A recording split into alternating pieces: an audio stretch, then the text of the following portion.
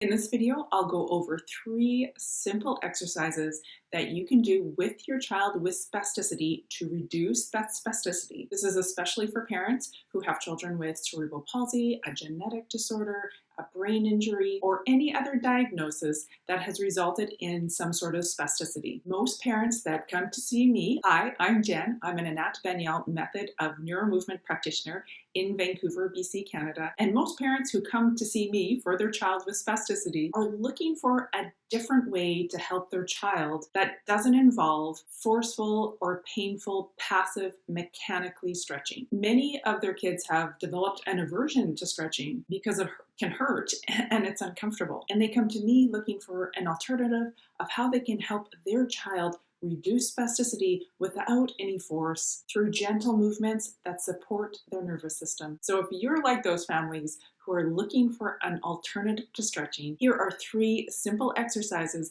that you can do right at home to help your child reduce spasticity. Exercise number 1 to help reduce spasticity is simple body mapping. Now, I've talked a lot about body mapping before. I love body mapping. I'll link some of the other videos up around here somewhere that you can go check out and dive a little bit deeper. But body mapping is simply giving your child's brain information about their own body that they might not have been able to experience themselves, that they might not have been able to collect that information themselves like typical babies do. So if your child has some sort of spasticity in the arm, in the leg, or even in the back, they arch back like this. Often our children will get stuck in that habitual spasticity pattern and they're unable to self-initiate other movements that their brain needs to coordinate and piece together how their amazing body has the possibility to move. So for instance, my own daughter for the first 6 months of her life lay perfectly still, sort of arched back on the floor.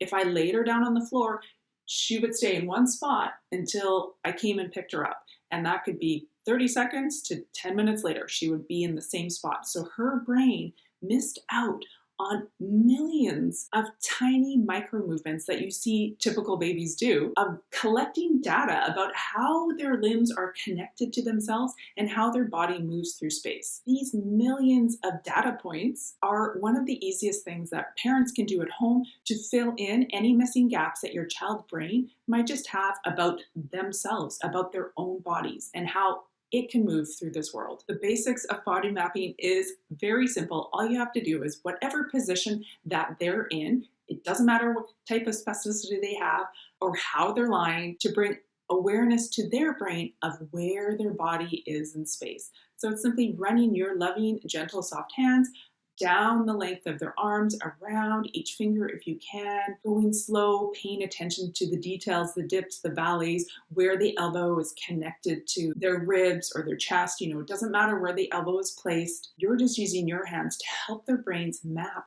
where is their body in space? Where do their limbs begin and end? How are their different body parts connected? How is their body configured in this moment? Because before your child's brain can coordinate or learn a new skill or learn a new movement, it first needs to become aware of what it's already doing. And body mapping is just a super easy, simple way to help your child's brain create a larger map of where their body is in space. The second exercise that can help reduce spasticity is almost anything lying down. So exploring any of my movement videos in a lying down position takes the pressure off of their brain to hold them upright under the force of gravity. So if you have a child who isn't quite comfortable in a standing upright position or in a sitting position, if they haven't quite mastered that milestone on their own yet, chances are their brain is working really, really, really hard to keep their head over top of their spine, over top of their pelvis,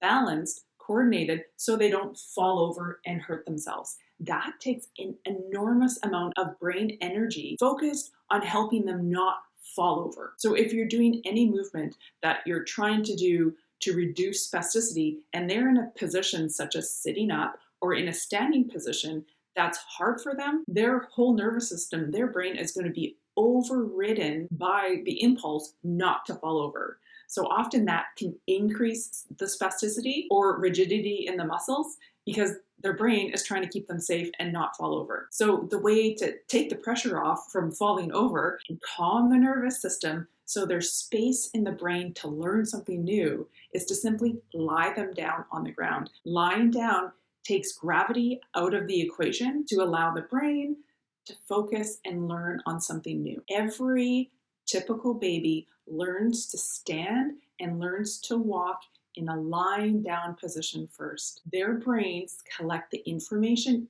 it needs to learn to come into a standing position and to learn to walk by exploring how their body interacts with gravity in a lying down position first. So to help your child learn to walk or to stand or to have better balance in walking or standing, then take out gravity from the equation, lie them back down on the floor, and their brains will have that extra capacity and space to learn new skills. And of course, I have an entire course full of gentle movements that you can do in a lying down position to help your child learn any of those milestones, such as head control, rolling over, coming up into a sitting position, and standing. That's all inside the Mindful Movement Program. I'll put the details down below. But if your child has a favorite exercise that they do, give lying down a try. Modify the exercise a little bit for a lying down position and see what your child's brain comes up with. And the third exercise that you can do to help your child reduce spasticity by swapping out stretching for this next technique that involves three things: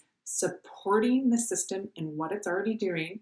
So it might be spasticity in the arm, so you're supporting what it's already doing, gently holding to bring the brain's awareness of what is it doing in this moment. It's actually contracting the muscle here, so you're supporting, holding, gentle release, and then adding in a tiny bit of variation. So this technique is different from stretching because it's a brain-based technique. We're actually getting to the root of what's causing the spasticity. Stretching is a mechanical lengthening of a muscle. But why is the muscle contracted in the first place? It's because the brain is sending a signal, and often it's due to a brain injury. There's a misfiring of the brain sending a signal to the muscle to contract, contract, contract. Now, through this technique of supporting, holding, releasing, and adding in variation, you can actually rewire the brain to coordinate those muscles differently. So instead of being stuck in the habitual pattern of contraction, you can help your child's brain